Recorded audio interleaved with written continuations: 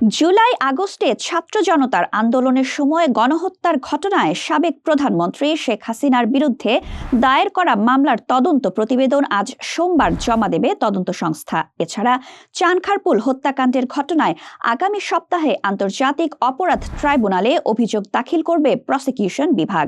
আন্তর্জাতিক অপরাধ ট্রাইব্যুনালের চিফ প্রসিকিউটর মোহাম্মদ তাজুল ইসলাম গত শুক্রবার ফেসবুকে এ তথ্য জানান। তিনি বলেন, তদন্ত প্রতিবেদন জমা দেওয়ার পর শেখ হাসিনার বিরুদ্ধে আনুষ্ঠানিক অভিযোগ দাখিল করে বিচার প্রক্রিয়া শুরু হবে। চানখারপুল হত্যাকাণ্ডে জড়িত পুলিশ কর্মকর্তাদের বিরুদ্ধেও এ সপ্তাহে অভিযোগ দাখিল করা হবে। গত 18 ফেব্রুয়ারি ট্রাইব্যুনাল শেখ হাসিনার বিরুদ্ধে তদন্ত 20 এপ্রিলের মধ্যে শেষ করার নির্দেশ দেন। এর আগে গত 17 ডিসেম্বর শেখ হাসিনা, ওবায়দুল কাদের সহ 46 জনের বিরুদ্ধে তদন্ত শেষ করতে 2 মাস সময় দেওয়া হয়।